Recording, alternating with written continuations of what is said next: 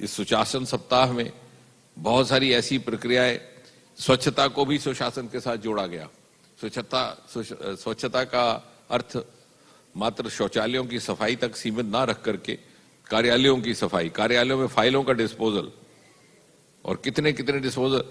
ये भी एक बड़ी आश्चर्यजनक बात है कि अभी एक स्वच्छता का सप्ताह जो सुशासन के तौर पर भी मनाया गया अक्टूबर मास में, उससे लगभग 300 करोड़ से अधिक कमाई हुई है, क्योंकि इतना स्क्रैप पड़ा जाता था। आपने देखा सरकारी दफ्तरों में क्या कल्चर था, किसी का कंप्यूटर बिगड़ गया तो फेंक दिया, दूसरा ले लिया, लैपटॉप खराब हो गया छोड़ दिया, दूसरा ले लिया, कहीं माउस है तो स्क्रीन नहीं है, स्क्रीन है तो माउस है, कार्ड है तो माउस नहीं है, और वो नया इंस्ट्रूमेंट आ जाता था लेकिन पिछला कहाँ डंप होता था, उसकी किसी ने कभी कोई उसका ना कोई हिसाब रखा, ना उसकी कोई जानकारी रहा करती। वो सारा जब इकट्ठा करके वो स्क्रैप, जैसे इलेक्ट्रॉनिक स्क्रैप कहते हैं, सरकार से इकट्ठा करके जब मार्केट में फरोख्त किया गया तो 300 करोड़ से अधिक तो स्टेट एक्सचेकर को उसका लाभ हुआ।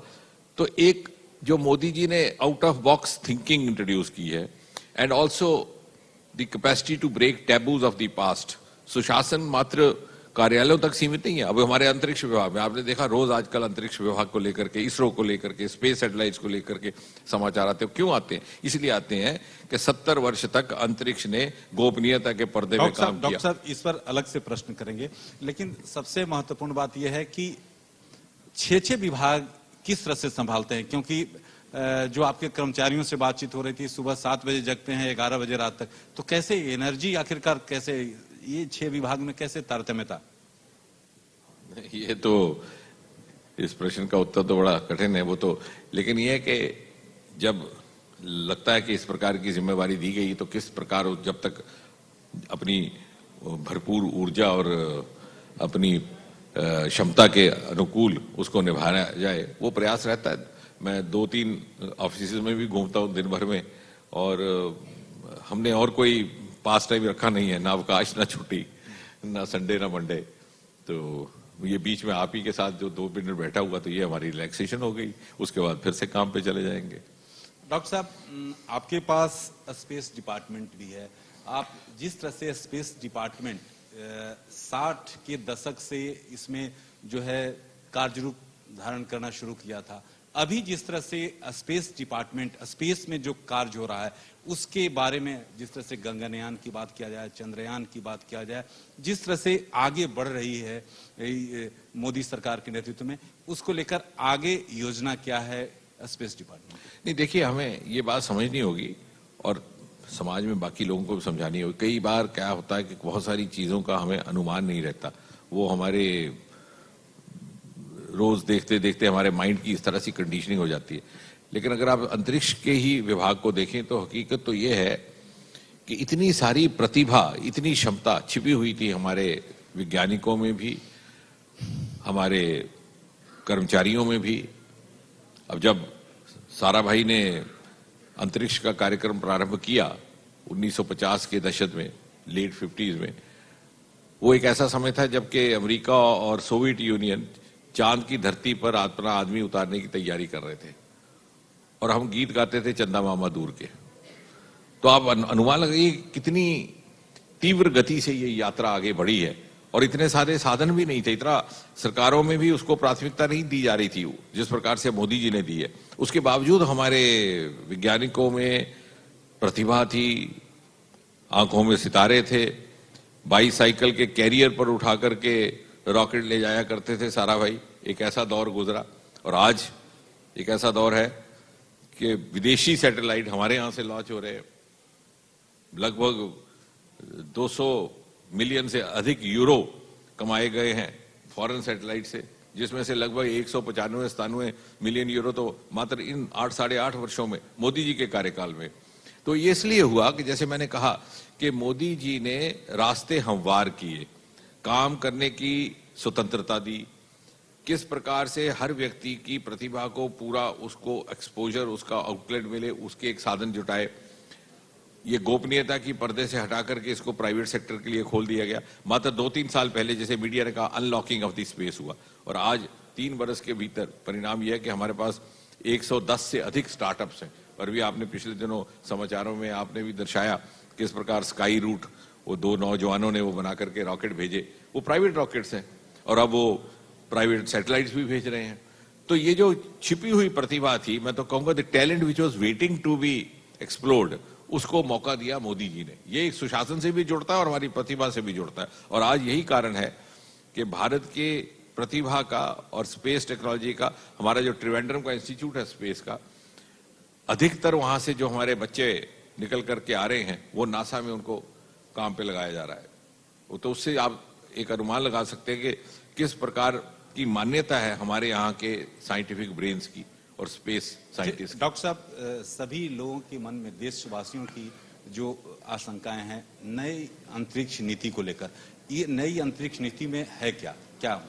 नहीं, ऐसा है कि ये जो बातें हम कर रहे हैं ये भी उसी नीति का हिस्सा है। अभी विधिवत नीति तो इस प्रकार से अभी कोई आई नहीं, लेकिन जिस प्रकार से 60-70 बरस किसी को मालूम नहीं था श्रीहरिकोटा कहाँ है। कभी कभार किसी अखबार के रिमोट कॉलम में अंदर एक छोटी सी खबर आ जाती कि साहब श्रीहरिकोटा से एक रॉकेट लॉन्च हुआ, किसी को ये भी नहीं मालूम था कि कहाँ है। क्योंकि आपने एक तरफ हम नागरिक भागीदारी की बात करते हैं, दूसरी तरफ हम कहते हैं ग्लोबल बेंचमार्क्स की, तीसरी तरफ हम कहते हैं कि भारत शिखर पर पहुंचेगा।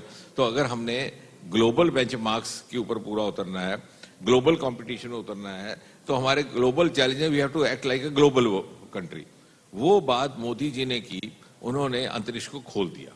आज वहां एक PSU बनी है इन स्पेस, जो फैसिलिटेट करती है प्राइवेट सेक्टर्स को। ये नई नीतियों का ही हिस्सा है। इसी प्रकार स्पेस टेक्नोलॉजी को दूसरे सेक्टर्स में उपयोग में लाना, मात्र रॉकेट तक सीमित नहीं करना, ये भी उसी नीति का हिस्सा है। आज स्मार्ट सिटीज हैं, रोड्स हैं, रेलवे क्रॉसिंग्स हैं, कितने सारे एक्सीडेंट हुआ करते थे, लेकिन स्पेस टेक्नोलॉजी के माध्यम से आज आप पता लगा सकते हैं कि 10-15 किलोमीटर के दूर पर कोई पोटेंशियल ऑब्स्ट्रक्टिंग ऑब्जेक्ट तो नहीं है, तो ड्राइवर उसको ब्रेक लगा के रोक सकता है।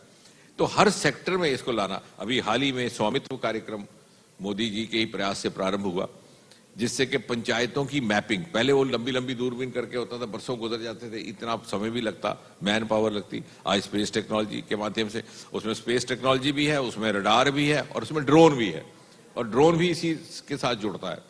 पहले ड्रोन के ऊपर भी अनावश्यक पाबंदियां थी, आज ड्रोन के गाइडलाइंस को सरलीकरण कर दिया गया है। कुछ एक ऐसे जोन है जहां आप बिना परमिशन के जोन की मैपिंग कर सकते हैं, कुछ एक ऐसे रेड, येलो, ग्रीन इस प्रकार के श्रेणियां बना दी गई। तो कहने का तात्पर्य कि ये जितनी भी, चाहे आप उसे नीति कहें, चाहे गाइडलाइंस कहें, चाहे रिफॉर्म्स कहें, ये इसी मकसद को लेकर के बनाने का प्रयास हो रहा है कि इसका अधिक से अधिक लाभ हो हर सेक्टर में, हर क्षेत्र में, और नागरिक के जीवन में किसी न किसी प्रकार की सुविधा लाने का काम हो। अच्छा डॉक्टर साहब, आप जम्मू कश्मीर से आते हैं और जम्मू कश्मीर में चुनाव होने वाले हैं। आप ऐसे कहेंगे कि आप ये चुनाव आयोग का काम है कि चुनाव आयोग डेट तारीख तय करेगी, लेकिन क्या बीजेपी की रणनीति क्या रहने वाली है? क्योंकि जिस तरह से ये दावा किया जाता रहा है बीजेपी द्वारा कि अगली बार जो है सरकार बीजेपी की बनेगी, क्या? नहीं, देखिए, एक सभ्य नागरिक होने के नाते आज भी मेरा वही उत्तर होगा कि कब चुनाव होगा उसका निर्णय तो चुनाव समिति ही करेगी, इलेक्शन कमीशन। लेकिन हाँ, भारतीय जनता पार्टी के कार्यकर्ता होने के नाते मैं इतनी बात आपसे अवश्य कह सकता हूं कि भारतीय जनता पार्टी 24/7/365 पार्टी है। कोई भी चुनाव हो, किसी भी स्तर का हो, पंचायत का हो, विधानसभा का हो, लोकसभा का हो, हम हर समय तैयार है। हमारा कार्यकर्ता इतना सक्षम है, इतना शिक्षित प्रशिक्षित, तो सोए हुए भी जगाए तो वो चुनाव के अभियान पर निकल पड़ता है। और आपने देखा होगा हमारी कार्यशैली, अगर आज किसी राज्य में चुनाव संपन्न होता है तो उसी दिन सायंकाल को हमारे राष्ट्रीय अध्यक्ष साल भर बाद होने वाले अगले राज्य के चुनाव की समीक्षा प्रारंभ कर देते। तो इस तरह से ये कहा जा सकता है कि भारतीय जनता पार्टी सदा हर किस्म के चुनाव के लिए तैयार है। कभी भी चुनाव घोषित हो हम तैयार हैं और पूरे आत्मविश्वास के साथ हम चुनाव लड़ने को तैयार हैं। डॉक्टर साहब, आखिरी प्रश्न आपसे जानना चाहेंगे कि जम्मू कश्मीर धारा 370 हटाए जाने के बाद कितना बदला है, कितना विकास हो पाया है? जो डबल इंजन की बात करते हैं, तो क्या?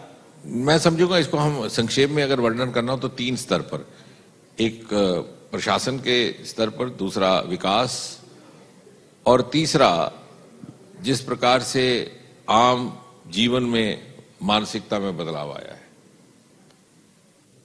यदि आप सुरक्षा की दृष्टि से देखें, क्योंकि सुरक्षा और विकास का आपस में बहुत करीब का नाता है, रेसिप्रोकल रिलेशनशिप है। अगर सुरक्षा ना हो, अगर सिक्योरिटी सिचुएशन बिगड़ जाए तो विकास कार्य रुक जाता है, विकास ना हो तो अनरेस्ट पैदा होता है। आप देखिए, एक जमाना था केंद्र से अगर कोई बड़ा नेता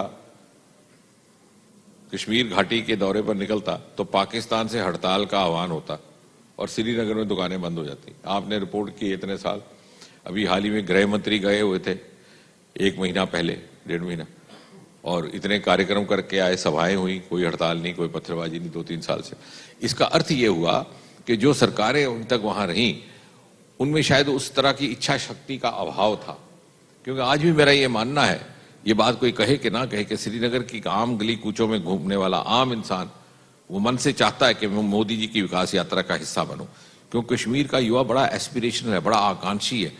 ही doesn't want to miss the bus. उसे मालूम है कितने सारे अवसर, मौके मोदी जी ने फराहम करवाए हैं, लेकिन शायद एक खौफ का पर्दा है जो उसे रोके हुए है। लेकिन वहां की सरकारें, वहां की जो सत्ताधारी पार्टियां थी, उनका एक वेस्टेड इंटरेस्ट बन गया। हर इलेक्शन में 10% वोट दान हो और 10% वोटर टर्नआउट के बाद एमएलए भी बन जाओ, एमपी भी बन जाओ और पुश्त दर पुश्त 3-3 पीढ़ियों तक अपना वंशवाद चलाते रहो। मैंने तो संसद में एक बार कहा भी था कि काश किसी दिन ऐसी सोच आए कि मिनिमम, न्यूनतम दर निर्धारित की जाए, थ्रेशोल्ड फॉर वोटर टर्नआउट, कि अगर 10% से कोई एमपी या एमएलए बन के आता है तो उसको मान्यता नहीं दी जाए। इस प्रकार का वातावरण बन गया और ये आतंक के साए में पलते रहे। तो एक nexus of political class, business class end of course the militant, उस पर जब अंकुश पाया गया, जब उस पर प्रभावी तौर से कार्रवाई हुई, तो आपने देखा कोई पत्थरबाजी की घटना नहीं हो रही इतने सालों से, कोई हड़ताल नहीं हो रही। इस बार जितने पर्यटक आए हैं सारे रिकॉर्ड टूट गए। लोग घरों में होम टूरिज्म के लिए भी जगह नहीं बची। होटलों के किराए इतने ज्यादा बढ़ गए कि उनको आग्रह पूर्वक नीचे लाना पड़ा।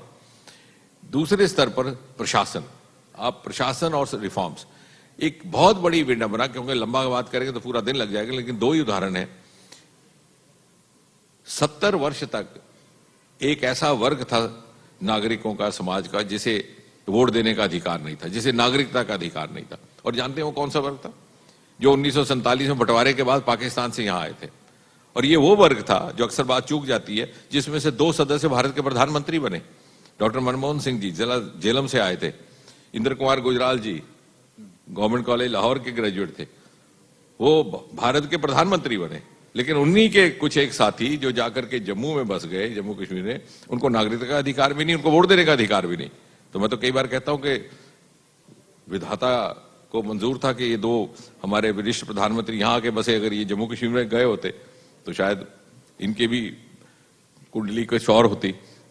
इस प्रकार की विडंबना। और बेटियों को आपने अधिकारों से वंचित किया और वेस्टेड इंटरेस्ट इतना ज्यादा बन गया, क्योंकि अभी सार्वजनिक जगह पर कहने की आवश्यकता नहीं, लेकिन मैं कम से कम 3 मुख्यमंत्रियों के नाम ले सकता हूं जिन्होंने अपनी बेटियों और अपनी बहनों को प्रॉपर्टी राइट से वंचित होना मंजूर समझा, सिर्फ इसलिए कि वो सत्ता पे बने रहे। आम बेटियों की तो बात छोड़ ही दीजिए। डॉक्टर साहब, कई सवाल हैं जो कि हम पूछना चाहते हैं, लेकिन समय की कमी के कारण हम पूछ नहीं पा रहे हैं। आप आए और अपना कीमती समय दिया, इसके लिए बहुत बहुत धन्यवाद Rakesh ji. Thank you so much, Dr. Jitendra Singh and Rakesh Singh, for this insightful session. And now